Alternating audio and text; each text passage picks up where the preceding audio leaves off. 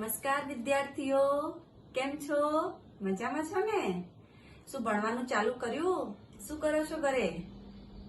હા, ખાલી મજા કે લખવાનું ચાલુ કર્યું? તમે જાતે લખો છો કે મમ્મી પપ્પા લખે છે? હા, ઓકે. બાળકો, તમે જાતે લખશો તો અમને વધારે ખુશી થશે.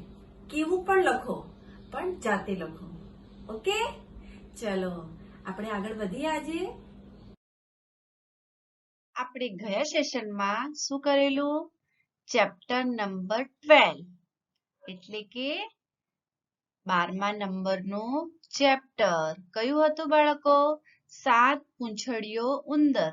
કયો? 7 પૂંછડીયો ઉંદર. બરાબર?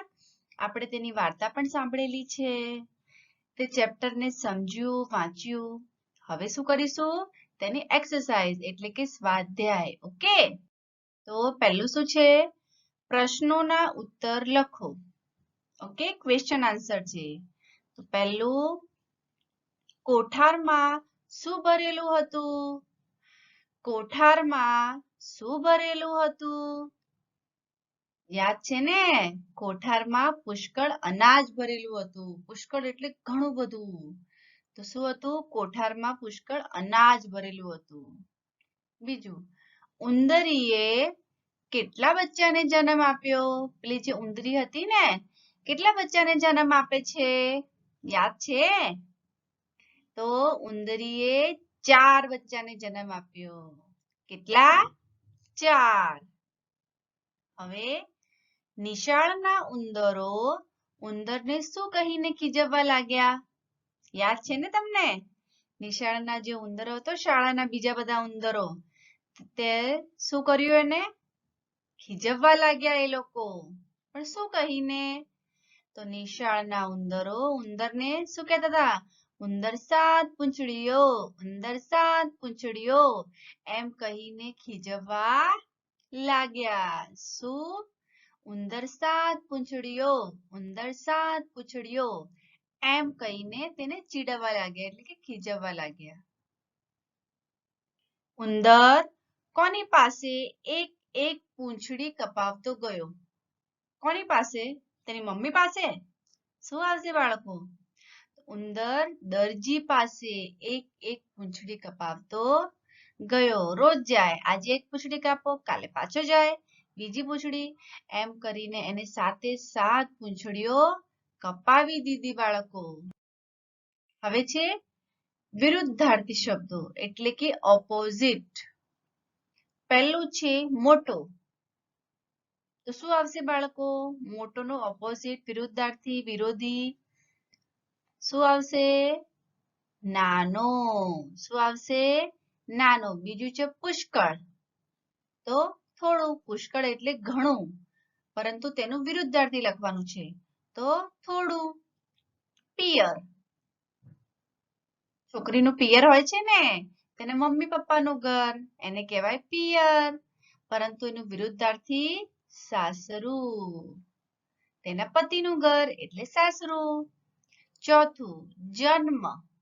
આ તો બધાને આવડશે. જન્મ એટલે મરણ. રડવું. પાંચમું છે રડવું. રોવું કે રડવું. તો શું થાય વિરુદ્ધાર્થી? હસવું. જો હસવું પૂછાય તો રડવું, રડવું પૂછાય તો હસવું. પહેલો. પહેલો તો છેલ્લો, છેલ્લો પૂછાય તો પહેલો. બરાબર? આપણને બંને આવડવા જોઈએ. હવે છે સમાનાર્થી શબ્દો લખો. એમાં છે પહેલું પાણી. તો જળ. પાણીને બાળકો આપણે શું કહીએ છીએ? બીજું જળ.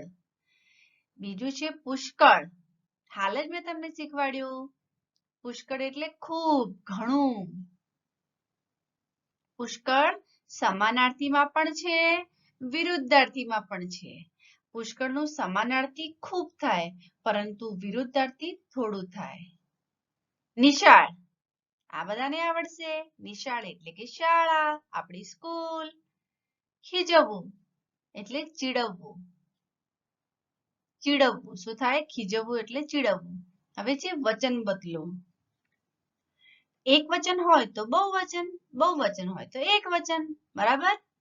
પહેલું છે નિશાળ, તો નિશાળો. આપણે કહીએ ને અહીંયા ઘણી બધી નિશાળો છે. ઉંદર, તો ઉંદરો. દિવસ, દિવસો. પૂંછડી, પૂંછડીઓ. કહેવાય ને, એક પૂંછડી હોય તો પૂંછડી, પરંતુ એક કરતા વધારે છે તો તેનું બહુવચન શું થશે? પૂંછડીઓ. એક દિવસ છે તો દિવસ, પરંતુ તેનું બહુવચન દિવસો, એક કરતા વધારે છે તેથી. હવે ખરા વાક્ય સામે ખરું અને ખોટા વાક્ય સામે ખોટું લખો. બરાબર? ખરાની સામે આપણે ખરું લખવાનું છે, ખોટાની સામે ખોટું લખવાનું છે. કોઠારમાં ઘાસ ભરેલું હતું. હતું ઘાસ ભરેલું? વિચાર કરો, કોઠારમાં શું ભરેલું હતું? આપણો પહેલો જ ક્વેશ્ચન હતો ને. તો કોઠારમાં બાળકો ઘાસ નહીં, પરંતુ અનાજ ભરેલું હતું, તેથી આ થશે ખોટું. ઉંદરીએ 4 બચ્ચાને જન્મ આપ્યો. 4 બચ્ચાને આપ્યો તો બાળકો? તો યસ, તો ખરું. સાચું છે ને, એટલે ખરું. એક બચ્ચાને 7 પૂંછડીઓ હતી. હતી? હતી 7? યસ, તો ખરું. હતી ને. ત્રીજા બચ્ચાને કૂતરો ખાઈ ગયો. બાળકો, ત્રીજા બચ્ચાને કોણ ખાઈ ગયું? વિચાર કરો, કૂતરો ખાઈ ગયો હતો? જો ખાઈ ગયો હોય તો ખરું, ના ખાધું હોય તો ખોટું. તો શું આવશે? ખોટું, કેમ કે એને ત્રીજા બચ્ચાને કોણે? બિલાડી ખાઈ ગઈ. બરાબર? ઉંદર મોટો થયો એટલે એને નિશાળે બેસાડ્યો.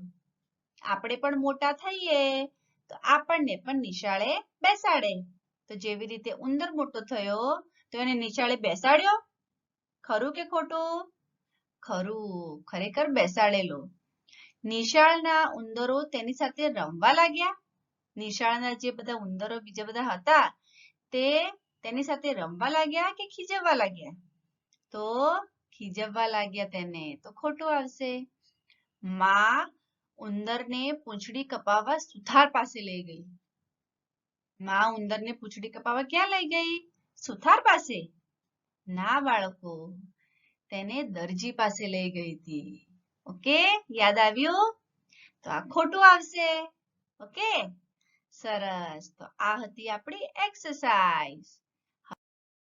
હવે તમારું હોમવર્ક જોઈ લો. શું છે હોમવર્ક? પેજ નંબર 50 and 51, એટલે કે પાના નંબર 50 અને 51 તમારે વાંચીને લખવાનું છે. ઓકે બાળકો? સરસ. ચલો હવે આપણે મળીશું નેક્સ્ટ વિડીયોમાં. ત્યાર સુધી અભ્યાસ કરતા રહેવું. બાય. Thank you.